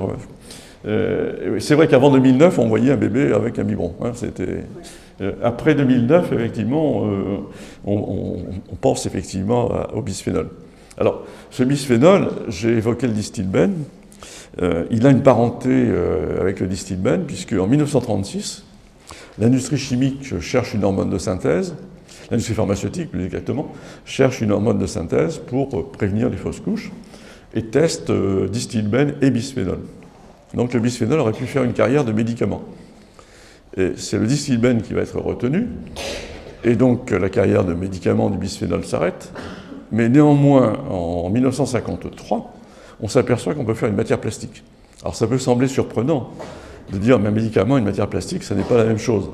Du point de vue de la chimie, il n'y a aucune différence. Le problème, c'est effectivement la nature même de la molécule. Ce bisphénol donc, va faire une matière plastique qui s'appelle le polycarbonate, qui va connaître un développement considérable, notamment on va faire des biberons en polycarbonate. Parce qu'effectivement, le choix de cette matière plastique avait été fait sur des critères de marketing, parce qu'il était translucide. Ça permettait de faire des biberons un peu bleus, bleutés, voilà, c'était plus joli. Ça n'a aucun intérêt, on pouvait faire des biberons avec une autre matière plastique, c'est ce que l'on fait maintenant, en polypropylène notamment. On pouvait aussi garder les biberons en verre. Hein. Mais à partir des années 70, on va développer effectivement l'usage de ces biberons. Toute une génération, finalement, a été nourrie avec ces biberons qu'on a passés au micro-ondes. Hein. Alors, quand j'entends dire parfois, oui, mais avec le temps, le bisphénol s'en va, forcément, il va s'évaporer. Oui, le problème, c'est que c'est la matière même, c'est la matière plastique. Donc, quand il aura disparu, c'est qu'il n'y aura plus de biberon, en fait. Hein. Et donc, chaque passage au micro-ondes dépolymérisait la matière plastique. Donc, chaque passage a envoyé une dose, et on a les données, ça a été mesuré, c'est des doses extrêmement élevées que l'on a finalement mis dans le lait qui a servi à nourrir ce nourrisson. Alors, donc quand on a lancé le réseau, on l'a lancé en disant, voilà, il y a un exemple qui montre bien que la question santé-environnement n'est pas prise suffisamment au sérieux dans notre pays. C'est cet exemple d'utilisation du bisphénol dans les biberons, et on a demandé donc que cette utilisation soit interdite. Et donc on a été suivi assez rapidement, puisque les sénateurs, un an après, faisaient passer une loi, votée ensuite par les députés. Et la grande surprise, ça a été, bonne surprise, c'est que l'Union européenne a élargi à l'ensemble de l'Union européenne, en 6 mois. Vous voyez, quand j'entends dire que voilà, les lobbies sont très puissants et qu'on ne peut pas faire grand-chose, ben, écoutez, les fabricants de bisphénol, c'est Bayer, BASF et Total. Donc ce n'est pas des petits artisans du coin. Néanmoins, alors, ce qui est un peu dramatique, c'est qu'ils continuent de dire que le bisphénol est une légende urbaine. Vous voyez, la notion de légende urbaine, une espèce de rumeur, sauf que les données que l'on a s'appuient sur aujourd'hui 1 millier de publications scientifiques qui vont à peu près toutes dans le même sens pour dire que ce bisphénol est impliqué dans une grande partie des grands problèmes d'aujourd'hui. Voilà, une déclaration de consensus faite par les scientifiques qui ont travaillé sur le sujet en 2006. Cancer du sein, cancer de la prostate, diabète de type 2, obésité, atteinte de la reproduction, problèmes neurocomportementaux et maladies cardiovasculaires. Et on retrouve à partir en 2013, on a des études chez l'humain qui confirment à peu près toutes ces études. Donc on a effectivement, quand les députés et les sénateurs ont voté, on les a contactés, on les a recontactés pour leur dire, mais vous savez, ces nourrissons, ils ont été fœtus avant. Et donc il faut protéger le fœtus, avant même de penser à protéger le nourrisson. Et là, très bonne surprise, on a été suivis. Le vote a été unanime, à la fois des députés et des sénateurs. Ça doit être rarissime dans les annales des chambres d'avoir un vote unanime, ce qui est plutôt réconfortant, c'est-à-dire qu'à partir du moment où on arrive à démontrer une nécessité de santé publique comme celle-là, on montre qu'on peut obtenir des résultats. Alors, pour revenir, continuer sur ce bisphénol A, comment on fait un repas au bisphénol ? C'est une recette de cuisine à ne pas suivre, évidemment, mais qui a été une recette de cuisine, en fait, de beaucoup de gens pendant longtemps, mais qui reste une recette de cuisine encore utilisée dans la plupart des pays, puisque l'interdiction, actuellement, c'est l'Union européenne, plus quelques pays comme le Brésil, la Malaisie, mais ce n'est pas le cas encore aux États-Unis, par exemple, ce qui est une absurdité. Donc la majorité, aujourd'hui, des pays continuent d'utiliser, effectivement, ce bisphénol dans ses usages. C'est en fait le revêtement intérieur des boîtes de conserve qui contamine la nourriture. C'était ça principalement l'idée. Et on arrive à une dose de 1 microgramme par kilo par jour. Alors, on va rentrer dans le détail, mais c'est cette notion-là, 1 microgramme par kilo par jour. Et si vous donnez à des souris une dose de 0,025, vous voyez, on est dans une dose beaucoup plus faible. Vous donnez effectivement cette dose à une souris gestante, vous faites effectivement des cancers du sein, on appelle ça des tumeurs mammaires chez les souris, chez les filles. Oui, il suffit effectivement d'avoir une dose aussi faible que ça, pendant la période de la grossesse, va induire des tumeurs mammaires chez les filles. On a les mêmes données chez le rat, y compris d'ailleurs une étude montrant un effet pendant la lactation. Alors, 1 microgramme par kilo par jour, hein, consommation assez banalisée finalement. Vous donnez une dose de cette dose-là à des rates gestantes, vous induisez chez les fils, les petits-fils et les arrière-petits-fils une baisse de la qualité du sperme et une baisse de la fertilité. Et voilà, on a, je pense, un début de l'explication de ce phénomène qui est la diminution de la fertilité et baisse de la qualité du sperme, notamment d'ailleurs, je ne montrerai pas, mais donc j'en parle maintenant, dans votre belle région, qui est la première région de France du point de vue de la baisse de la qualité du sperme. Donc il faudrait analyser plus finement les causes, mais on a quand même quelques hypothèses. Et quand on voit ces données, effectivement, on comprend effectivement, on commence à comprendre plutôt ce qui peut être la cause d'une telle baisse. Alors, un focus sur un autre groupe de perturbateurs endocriniens très utilisés, c'est les phtalates. Cette famille des phtalates induit chez le rat, chez la souris, mais on l'a observé effectivement aussi en partie chez l'homme, je vais y revenir, ce qu'on appelle le syndrome des phtalates, micropénis, malformation génitale et féminisation des mâles. Alors la féminisation des mâles, qu'est-ce que c'est? Dans toutes les espèces, chez tous les mammifères, c'est ce qu'on appelle la distance anogénitale. Cette distance est réduite chez les femelles par rapport aux mâles, et je l'ai mis sur le schéma de gauche, les résultats d'une étude qui a été menée sur 250 femmes et 250 jeunes garçons à la naissance, et on voit une relation entre cette diminution de la distance anogénitale et la contamination par les phtalates maternels. Donc là, on a une démonstration impeccable du lien, de l'importance de cette contamination par les phtalates. Alors les phtalates, où est-ce qu'on les trouve? On les trouve principalement dans les plastiques souples. C'est ce qui permet de rendre souples des plastiques du type PVC. On les trouve dans les cosmétiques, on les trouve y compris dans les jouets. Autre grande caractéristique des perturbateurs endocriniens, l'obésité, le diabète. Donc je l'évoquais, on parle de perturbateurs métaboliques maintenant. Alors j'ai pris une photo d'une étude menée sur le distilbène. Vous voyez la souris exposée au distilbène par rapport à une souris témoin, on voit la différence. Hein. Et c'est très, très spectaculaire. On voit effectivement une obésité caractérisée. J'ai mis la liste des substances concernées, bisphénol, perfluoré. Les perfluorés sont des substances utilisées sur les revêtements antiadhésifs, et qui se dégagent lorsqu'on les utilise, évidemment. Un certain nombre de pesticides organophosphorés, type chlorpyrifos par exemple, mais même des polluants comme les particules fines, sont liés aussi à cette croissance de l'obésité. On commence à retrouver ces données chez l'humain. Une étude danoise montre un lien entre l'obésité chez les filles exposées donc pendant la grossesse avec la contamination maternelle en perfluoré. Troubles du comportement, donc j'ai évoqué effectivement leur croissance un peu partout, notamment en France. Là, c'est une étude qui date de 1996, parce que la pollution par les PCB a commencé dans les années 20. On a effectivement un effet lié à la contamination, au dosage de PCB à la naissance. Donc l'effet se fait sentir, vous voyez, 11 ans après. Et là, des effets qui sont...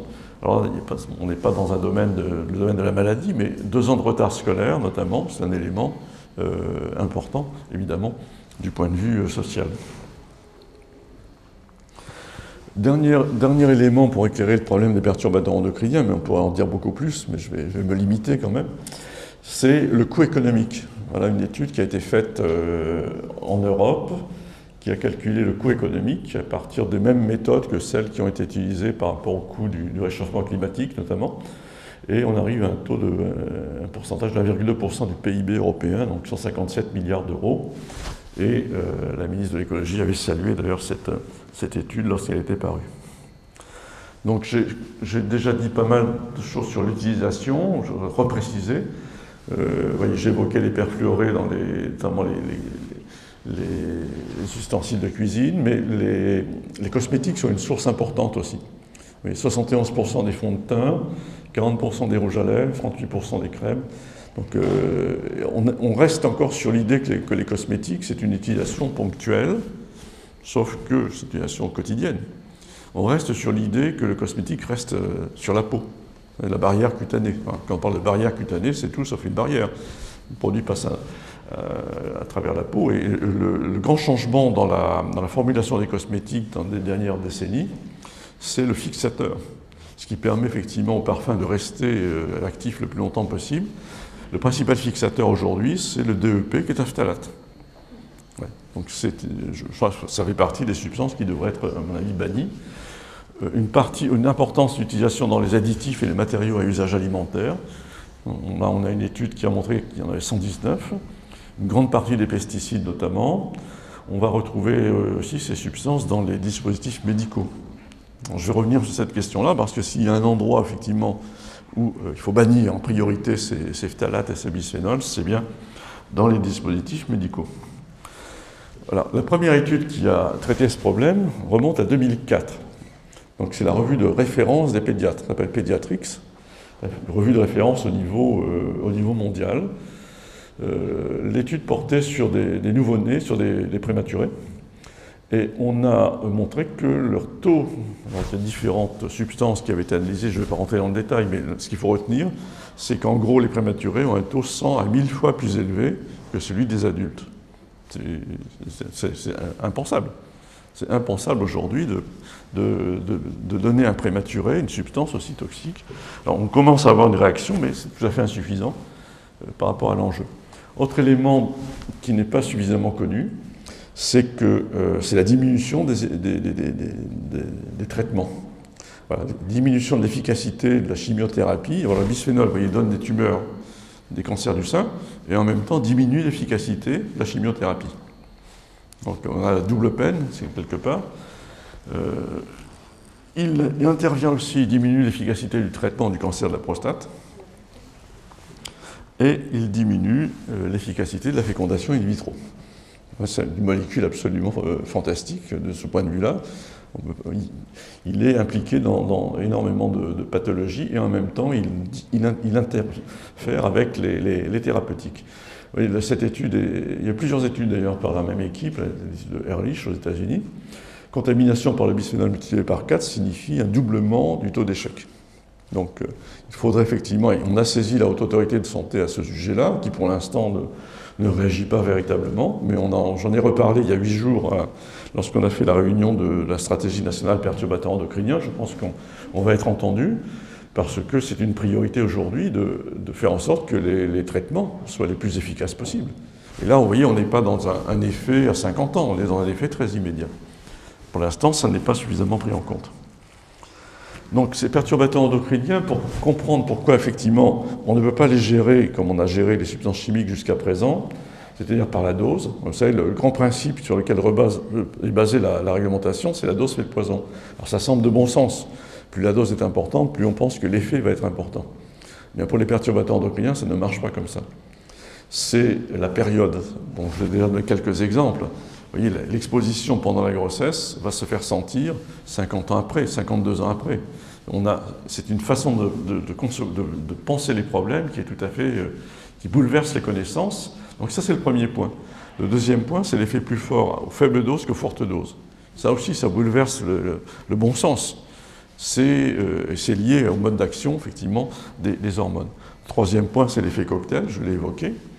Le quatrième point, c'est ce qu'on appelle la latence entre l'exposition et l'effet. L'effet survient, mais il n'y a plus de trace directe.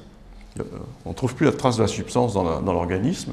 Par contre, on a une trace indirecte. Alors, je ne vais pas rentrer dans le détail, mais les mécanismes sont maintenant bien connus. C'est ce qu'on appelle des mécanismes épigénétiques. C'est l'expression des gènes qui est perturbée, qui fait qu'on a un effet transgénérationnel. Pourquoi, effectivement, c'est transmis de génération en génération? C'est par ce mécanisme.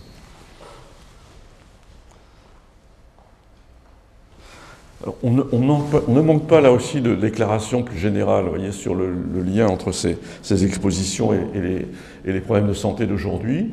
Là, j'ai repris une déclaration qui a fait suite au congrès qui s'était tenu à Paris en mai 2012. C'était un congrès qui est organisé par la Society of Toxicology, qui est une société mondiale de toxicologie, ça avait été rédigé par un chercheur français d'ailleurs de l'INSERM. La synthèse était la suivante. Beaucoup des grandes maladies et des atteintes fonctionnelles dont la prévalence, ce qu'on appelle la prévalence, c'est le nombre total de maladies, a augmenté substantiellement au cours des 40 dernières années, apparaissent être liées pour partie à des facteurs de développement consécutifs, à des déséquilibres nutritionnels ou des expositions environnementales de substances chimiques. Et vous voyez, la liste est impressionnante. Obésité, diabète, hypertension, maladies cardiovasculaires, asthme et allergies, maladies immunes et auto-immunes, maladies neurodéveloppementales, neurodégénératives, puberté précoce et infertilité, certains types de cancers, ostéoporose, dépression, schizophrénie et sarcopénie. C'est impressionnant, non? Alors sarcopénie, je précise tout de suite que ça n'a aucun rapport avec le nom de l'ancien président de la République. Hein, parce qu'on me pose parfois la question. Non, c'est pas, ce qui ne serait pas une maladie d'ailleurs, je ne permets pas de porter de jugement, mais c'est la fonte musculaire pendant le vieillissement, qui est là aussi sous contrôle hormonal. Mais c'est impressionnant. Alors oui, quand je fais une conférence, je dis toujours au début, là je le fais un peu à la fin, que ma conférence est optimiste. Vous avez remarqué d'ailleurs. Hein, elle est optimiste parce qu'à partir du moment où vous avez cette liste impressionnante de maladies, et que l'on vous dit, ben voilà, les sources sont connues, c'est une excellente nouvelle quand même. À condition évidemment, mais là, on en a discuté, on continuera d'en discuter, à condition d'agir sur ces causes. Mais déjà, le premier niveau, c'est ce que l'on fait là, c'est que vous soyez au courant. Hein, voilà. Et c'est ce je vais continuer de vous exposer.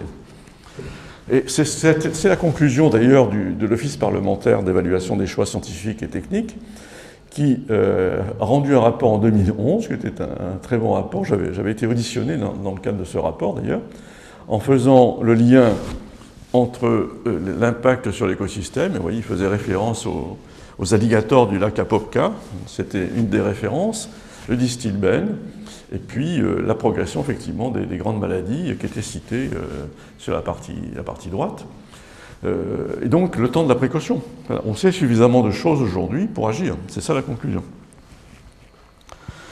Et donc c'est à mon avis une partie, c'est pas la seule explication de ce phénomène que l'on constate au niveau mondial et que l'OMS baptise épidémie.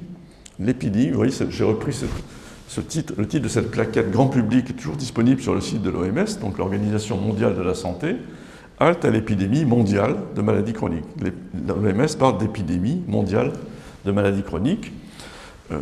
L'OMS a fait adopter par l'Assemblée générale de l'ONU en septembre 2011 une déclaration où il était dit que c'était effectivement un défi mondial d'ampleur épidémique. Alors je ne vais pas rentrer dans le détail, mais vous voyez, c'est une déclaration qui a réuni les 184 chefs d'État et de gouvernement à l'époque. En 2014, l'OMS a persisté et a signé en disant, eh bien, objectif, d'ici 2025, réduction de la mortalité de 25% pour les maladies cardiovasculaires, les cancers, le diabète, les maladies respiratoires chroniques, qui sont les 4 grandes causes de mortalité au niveau mondial. Deuxième objectif, arrêt de l'obésité et du diabète, qui est très optimiste. Penser qu'on va atteindre cet objectif d'ici 2025, bon, on peut en discuter, je pense que c'est évidemment très optimiste, mais l'intérêt de cette déclaration, c'est que l'on dit, il y a une épidémie, 2, on peut s'y attaquer. Voilà. Après, effectivement, c'est à discuter dans chaque pays, et c'est ce qui a d'ailleurs été dit, les pays développés peuvent se donner des objectifs plus contraignants.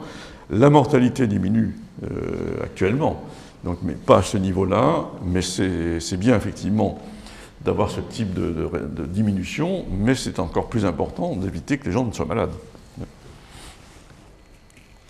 Et on a un bon indicateur de la progression de ces maladies chroniques en France avec les affections de longue durée, c'est les données de la sécurité sociale. Vous voyez, en 20 ans, les maladies cardiovasculaires ont progressé de 124%, les cancers de 102%, le diabète de 240%. Alors il y a eu un changement dans la définition du diabète, ce qui fait que à définition égale, le taux est moins élevé, mais il reste néanmoins très important. Et même les affections psychiatriques ont progressé de façon beaucoup plus rapide que la population du régime général, qui elle a progressé de 27% dans la période. Donc on est effectivement face à une progression, et je pense qu'on peut qualifier cette progression de crise sanitaire. On a une progression effectivement trop importante qui ne peut pas être expliquée uniquement par le vieillissement de la population. Donc il faut effectivement mener une action politique à tous les niveaux face à cette crise. Alors, en matière de perturbateurs endocriniens, la France est le premier pays à s'être doté d'une stratégie nationale perturbateur endocrinien. Donc j'y faisais référence, on a eu une réunion il y a 8 jours pour justement préparer la deuxième phase.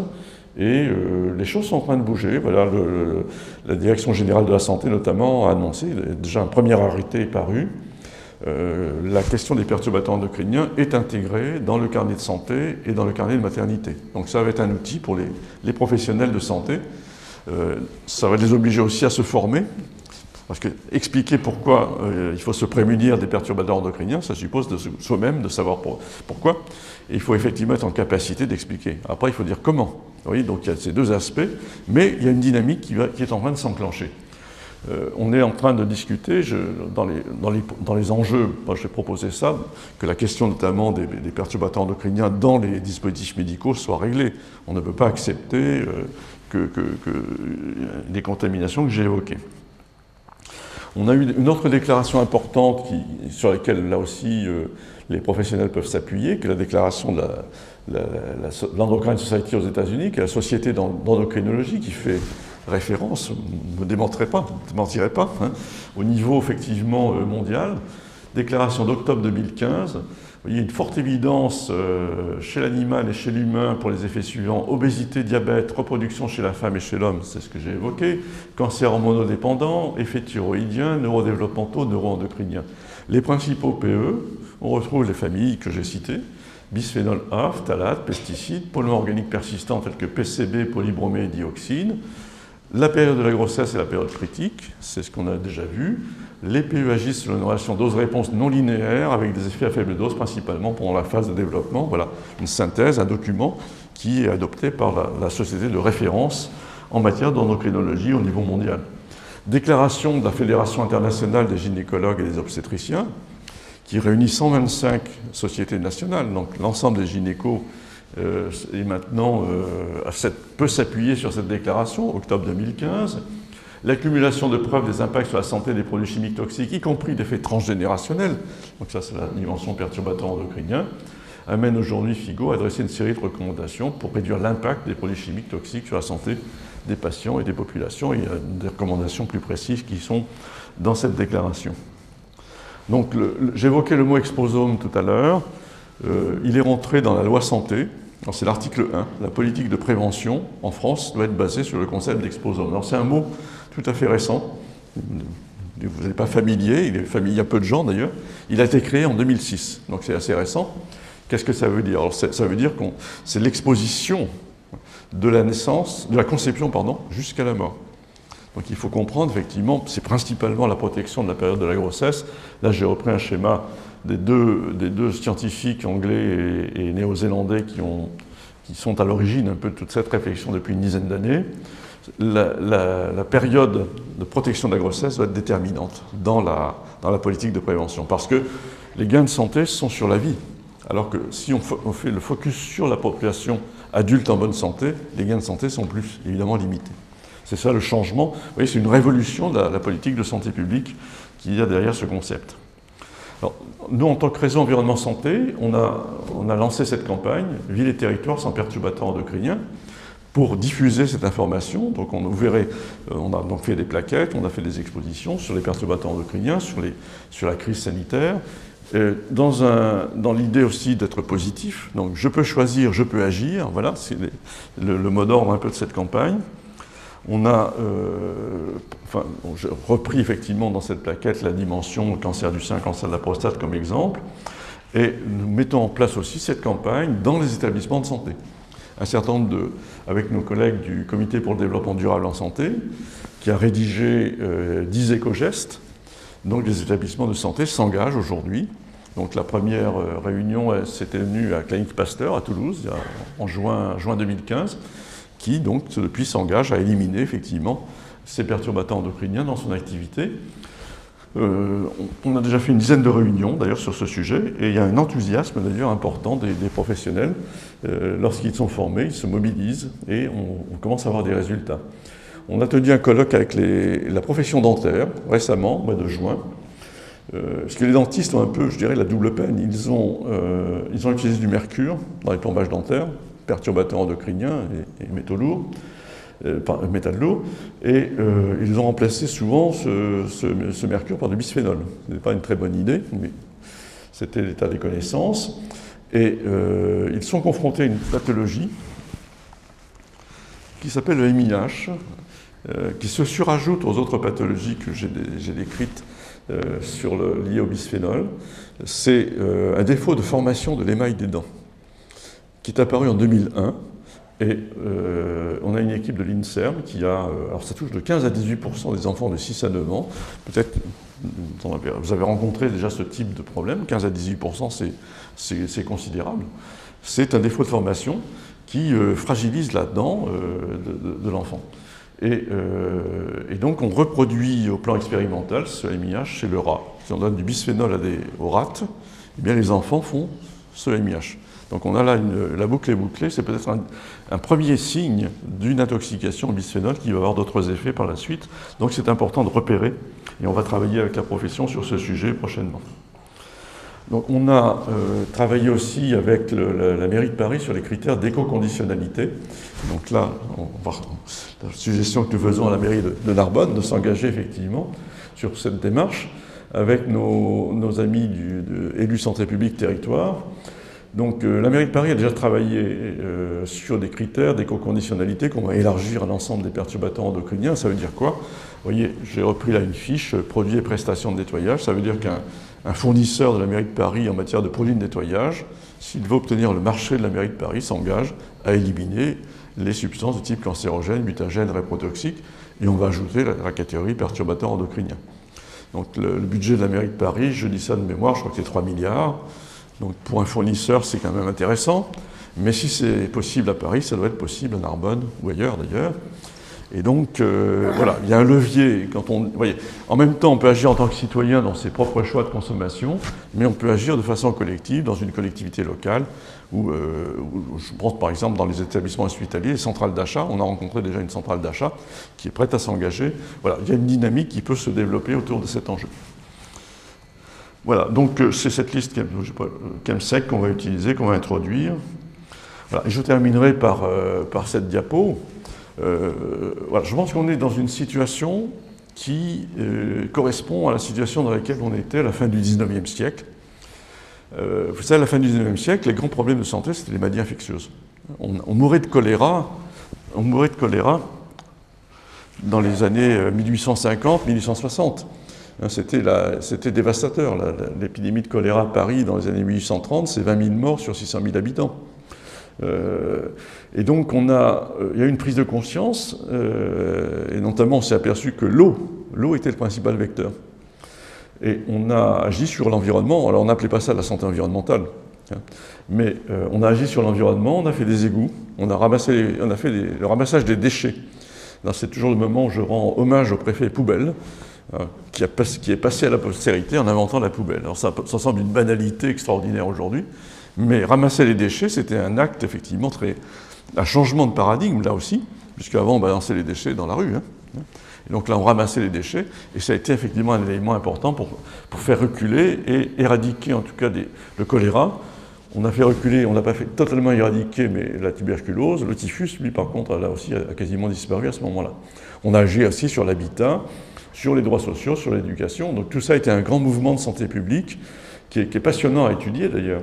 Vous voyez, j'ai repris une photo des petits journaux de l'époque. Le choléra, c'était vraiment la grande faucheuse. Et avant même de savoir le soigner, d'ailleurs on ne le sait toujours pas d'ailleurs, c'est en agissant sur l'environnement qu'on a arrêté cette épidémie de choléra. Je crois qu'aujourd'hui on est dans une situation un peu de même type par rapport aux maladies non infectieuses.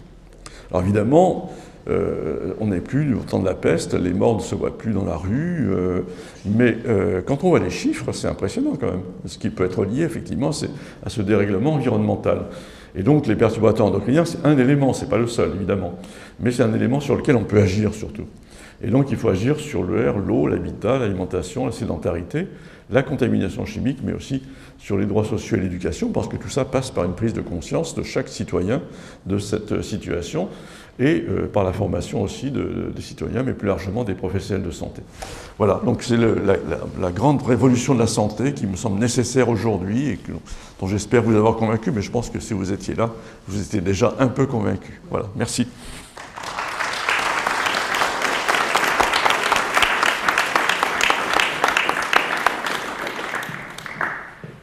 Merci de cet exposé passionnant.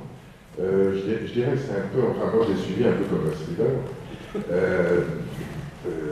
On connaît l'assassin. Alors le problème c'est maintenant comment va-t-on l'arrêter. Et je pense qu'il y a quand même un certain nombre de questions peut-être qui vont émerger.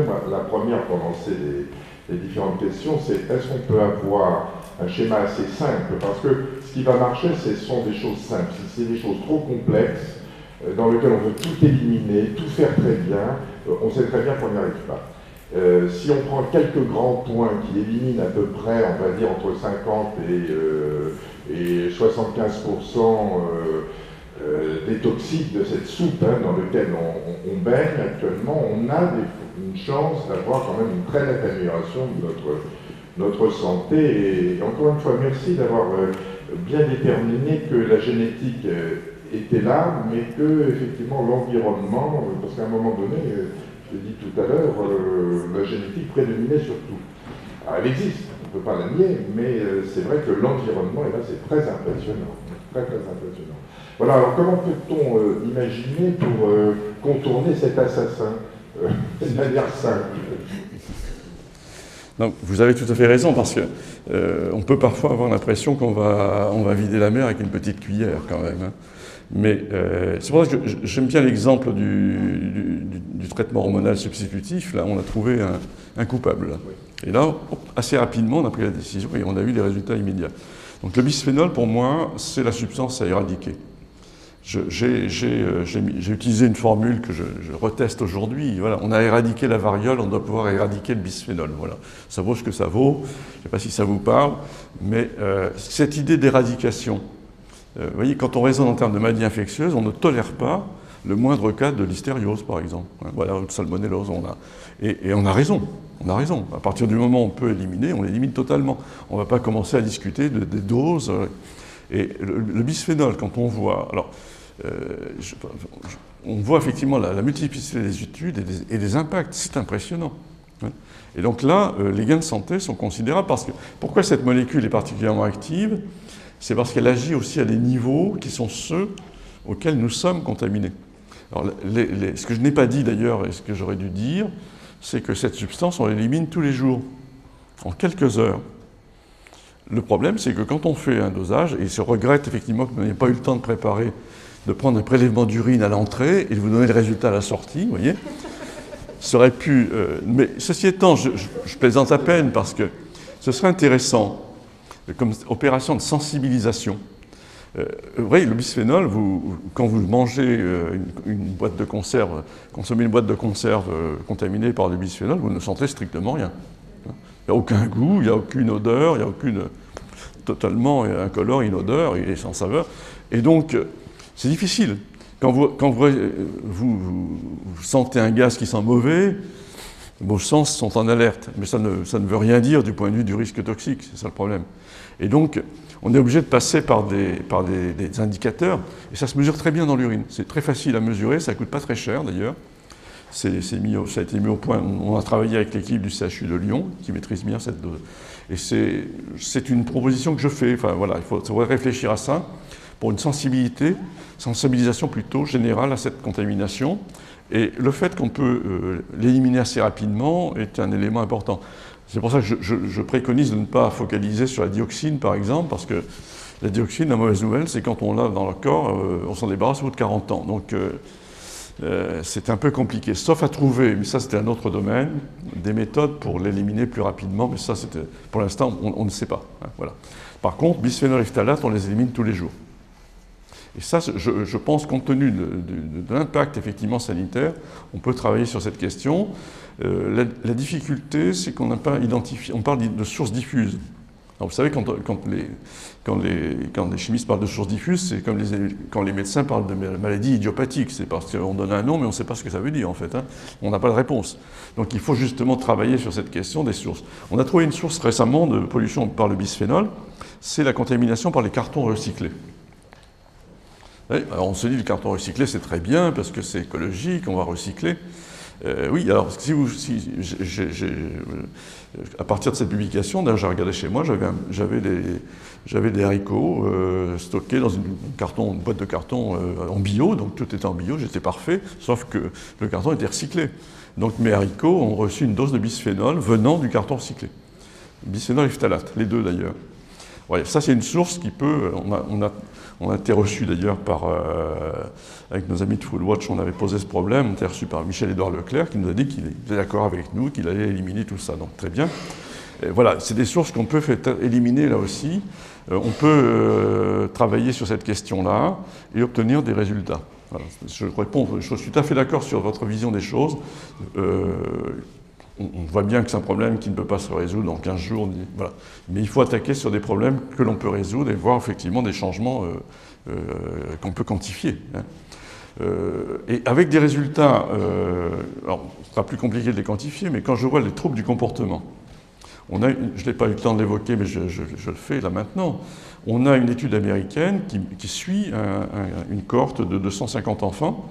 On a les dosages dans l'urine maternelle de bisphénol, et la cohorte est suivie. Donc à l'âge de 2 ans, 3 ans déjà, l'étude montre effectivement un taux plus élevé de troubles du comportement chez les filles. D'ailleurs, on n'arrive pas très bien à comprendre pourquoi, mais pour l'instant. Vous voyez, les troubles du comportement, ça a été rapide. Alors, les malformations génitales se voient effectivement à la naissance, bien sûr, mais les troubles du comportement, c'est d'un enfant hyperactif. Donc ça se voit très très vite. Ça, c'est des gains de santé. Le MIH, c'est aussi une pathologie qui est intéressante, évidemment, entre guillemets, parce qu'elle est facile à observer, et ça, les dentistes sont bien placés, sont en première loge, ils la voient. Et c'est peut-être un annonciateur, c'est même, à mon avis, sûrement un annonciateur des pathologies à venir. Et dans la littérature, on voit un lien qui a été clairement montré entre MIH et troubles du comportement. Les enfants hyperactifs ont plus de MIH, ou inversement, c'est comme on veut. Bon. Mais c'est effectivement une source commune. Vous voyez, en travaillant sur ces sujets-là, et là, alors en plus c'est une pathologie qui n'est pas mortelle, mais elle est quand même assez sérieuse, il faut s'en occuper. Vous voyez, il y a une dimension là qui peut être intéressante, et en travaillant avec les dentistes sur ce sujet, ça peut être intéressant de mobiliser aussi une profession qui a bien repéré ce problème, là, qui peut se mobiliser sur cette question, parce qu'elle est confrontée à cette question. Vous voyez, il y a une réflexion à avoir sur des cibles qui permettent de faire passer un message, et toujours en étant positif, parce que ça ne sert à rien de ne pas l'être. Hein. Enfin, il s'agit d'obtenir des résultats, et donc il faut se mobiliser pour ça.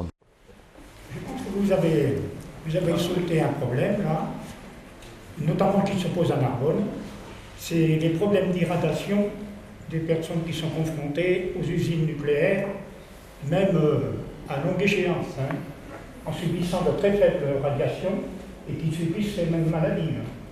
Alors ça, c'est un facteur derrière organisant. Alors, on l'a surtout observé...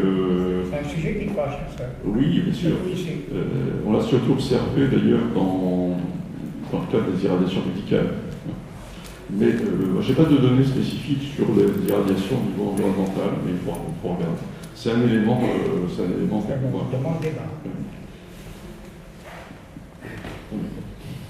Je vais essayer de parler fort. Je vous ai créé en particulier d'avoir montré combien le cancer du sein est une maladie multifactorielle, où il y a beaucoup de nombreux facteurs qui peuvent expliquer en partie la différence avec le bouton. Parce que les femmes du bouton ont des enfants très jeunes, elles ne boivent pas d'alcool, elles ont une alimentation saine, et donc elles sont, en plus de ne pas avoir des pesticides, bien placées pour ne pas avoir de cancer du sein. Donc, je pense que c'est important. Par contre, les troubles comportementaux, ça, je trouve que c'est essentiel parce que là, on n'a vraiment pas d'autre cause que la cause des pesticides et la cause environnementale.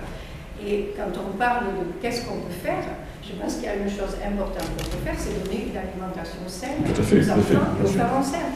Alors, on a actuellement à développer une agriculture d'agroécologie, sinon biologique, donner une alimentation biologique dans les crèches, dans les restaurations collectives, et ça, effectivement, c'est un pas qu'on peut faire, que nous pouvons tous faire. Et en tant que consommateurs, nous avons une grosse action à conduire là-dessus. Donc, je pense que c'est vraiment le trouble comportement des enfants et les femmes enceintes sur lequel nous pouvons le pousser, mais il faut faire quelque chose. Tout à fait d'accord avec vous. Tout à fait d'accord. Effectivement, l'alimentation bio, à condition qu'elle ne soit pas gardée dans des boîtes de conserve au bisphénol. Hein. On a fait une proposition quand on a été auditionné dans le cadre de la loi santé, qui n'a pas été retenue, mais que je pense qu'il faut maintenir, d'un chèque bio, par exemple, pour les femmes enceintes, parce qu'effectivement, en partie, pas totalement, mais l'alimentation bio est un peu plus chère. Ça pourrait être une piste sur laquelle travailler. Mais la protection de la grossesse, l'objectif qu'on essaye actuellement de développer dans les comités de préparation des plans régionaux santé-environnement, mais le plan régional santé-environnement Occitanie pourrait être aussi ciblé sur la protection de l'enfant, la période de la grossesse. de faire un focus sur cette question-là, de façon à faire passer ces concepts-là dans le débat public, avec des mesures de ce type-là qui pourraient aider effectivement à la prise de conscience. Tout à fait d'accord.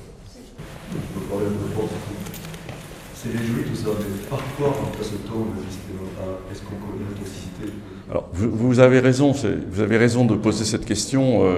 La question des produits de remplacement se pose.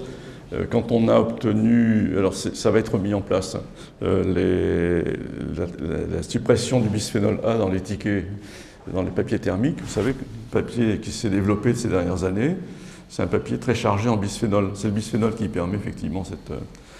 Donc, Carrefour avait remplacé le bisphénol A par le bisphénol S. Il n'était pas très malin de ce point de vue-là.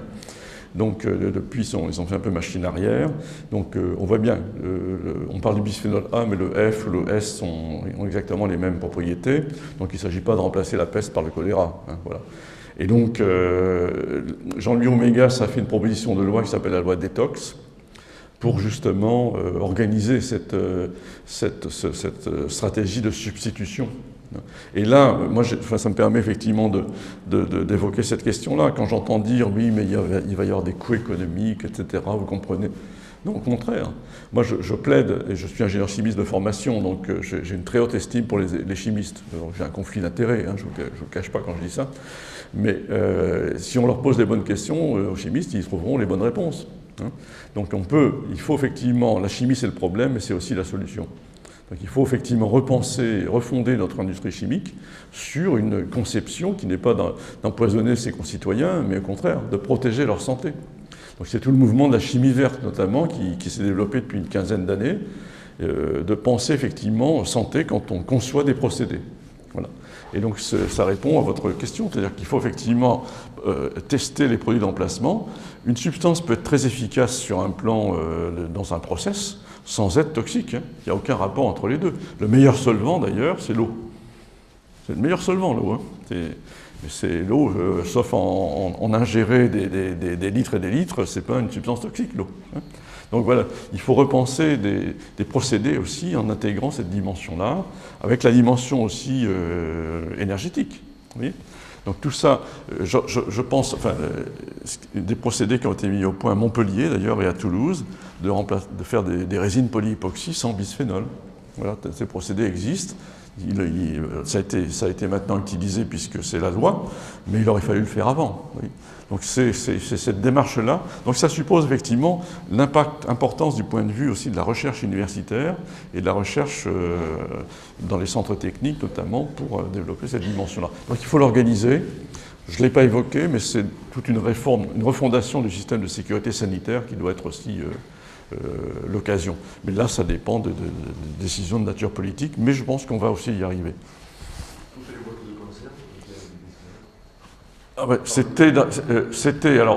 je pense que la loi est appliquée en France. Je ne suis pas sûr que toutes les boîtes de conserve qui sont importées respectent la loi française. Ça, je suis même sûr du contraire.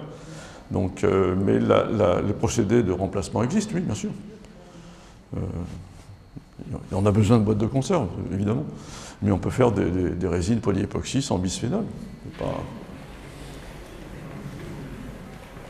Oui, je vous en prie. Deux points totalement différents. Ils sont astreints dans les productions bio à des contrôles annuels, biannuels, comme dans l'agriculture traditionnelle, à part que leurs contrôles à eux sont payants.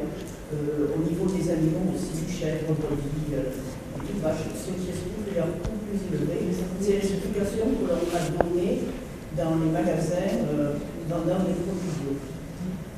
La deuxième question, elle concerne les vaccins. Vous n'avez pas abordé la question des excipients des vaccins contenant des sels d'aluminium. Et j'ai entendu il y a quelque temps une émission qui m'a sidérée.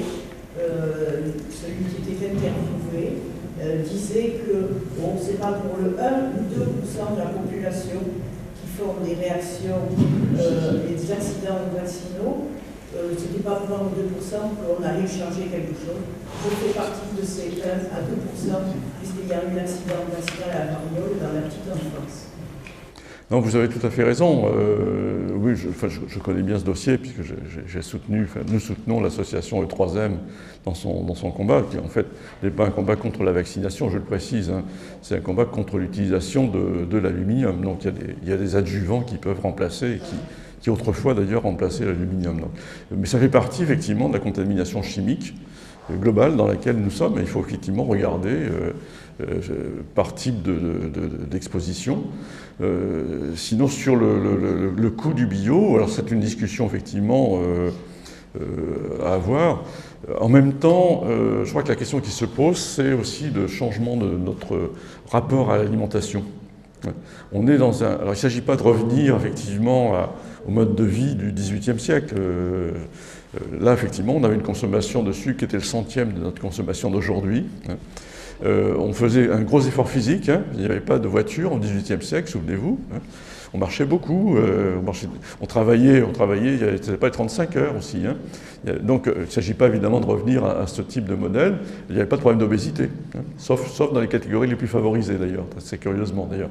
Aujourd'hui c'est l'inverse, hein. Vous avez remarqué, l'obésité touche plutôt les catégories les moins favorisées. Donc il ne s'agit pas de revenir, il s'agit d'inventer aujourd'hui, dans notre environnement d'aujourd'hui, un mode de vie sain. Et ça, effectivement, le rapport à l'alimentation, on sait par exemple que la surconsommation de viande rouge induit, c'est principalement un autre cancer, qui est le cancer colorectal. De la même façon, l'alimentation transformée, ce qu'on appelle la nourriture ultra transformée, supprime une grande partie des micronutriments.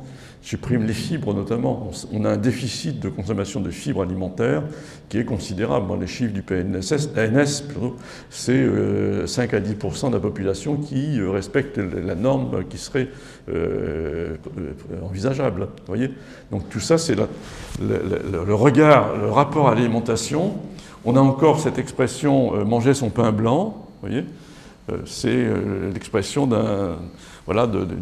période favorable. C'est l'inverse du point de vue santé aujourd'hui. Hein. Le pain blanc, vous ne mangez plus de fibres, donc il faudrait se réjouir de manger son pain noir. Vous voyez, donc les représentations qu'on peut avoir en termes d'alimentation sont importantes. Donc la consommation de viande, avec l'enjeu aussi écologique qu'il y a derrière, on a une surconsommation. Alors ça ne veut pas dire qu'il faut effectivement, alors ça après c'est des choix personnels, mais on a effectivement là toute une réflexion à avoir sur le rapport que l'on a à l'alimentation. La norme préconisée par le WCRF, qui est l'organisme auquel moi je fais référence en matière de cancer et alimentation, c'est 500 grammes de viande rouge par semaine. Oui. Donc ça veut dire modifier effectivement notre consommation. Et donc là, du point de vue, pour revenir à votre question, du coût, évidemment, si vous mangez de la viande rouge, ça coûte plus cher, évidemment. Mais en même temps, réduire la consommation, ça vous permet effectivement de gagner sur les deux tableaux, sur le plan économique et sur le plan de la santé. Mais ça, c'est tout un problème d'éducation aussi qu'il faut intégrer dans un programme. Mais vous avez tout à fait raison de poser ce problème. Oui.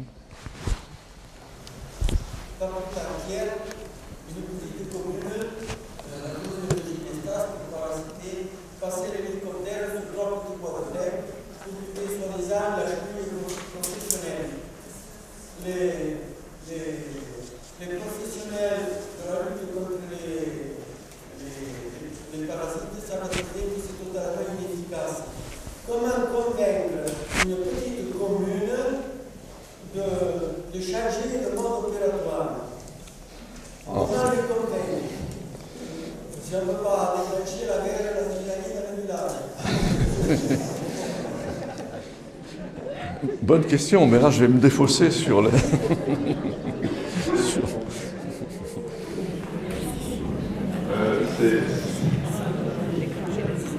Étant depuis fort longtemps dans l'autre, je dirais que c'est pour le moment ingérable. Non, plus sérieusement, mais votre question est très sérieuse. Plus sérieusement, je pense qu'il y a une organisation à trouver au niveau en France, et donc vous avez commencé à dessiner un petit peu les points. Premier point, en France, on ne sait pas travailler en transversal. Hein, on travaille uniquement dans un sens, pas en transversal. Ça, c'est une des grosses difficultés. On l'a nous-mêmes, je vous rassure, et c'est partout dans toutes les communes. Le premier point, je crois qu'il faut des messages clairs au niveau national. Il faut qu'au niveau national, les différentes instances, d'abord scientifiques, qui donnent le message, soient suivies par les politiques. Ce n'est pas toujours le cas, je vous le dis franchement. Imaginons qu'il soit suivi. Il faut ensuite une répercussion beaucoup plus rapide que l'on a actuellement. Donc il faut avoir des courroies de transmission. Elles existent. On a en France, dans chaque région, des ARS, des organismes régionaux de santé qui permettent de transmettre un certain nombre de choses. Alors après, au niveau des villes, vous avez la possibilité d'une courroie de transmission, ça s'appelle le contrat local de santé. Et le contrat local de santé, qui est mené en fait avec les villes, mais aussi avec les instances de soins, qu'elles soient libérales ou hospitalières, permettent de transmettre ceci. Donc en fait, c'est une question de transmission des informations avec des messages clairs. L'un des points également, c'est d'informer les gens. Aujourd'hui, c'est une information. L'un des buts que nous poursuivons, c'est l'information également publique, parce qu'à partir du moment où vous êtes informé, c'est plus facile de pouvoir être son propre acteur de santé. C'est un peu ça la transmission. Donc pour répondre plus généralement à votre question, c'est l'information y compris au niveau des différentes communes. Et ça, je pense que ça peut passer par des messages clairs. Il est évident que si un village dit une chose sur la chenille processionnaire et l'autre va dire autre chose, on n'en sortira jamais. C'est l'histoire des moustiques. Et puis après, vous avez également des points qui ne sont pas tranchés. Vous voulez mettre des produits pour tuer les moustiques qui soient très écolos, sensibles, etc. Oui, mais si vous ne les tuez pas, c'est un des problèmes. Nous, on a les moustiques tigres, et on a le chikungunya à 80 km d'ici.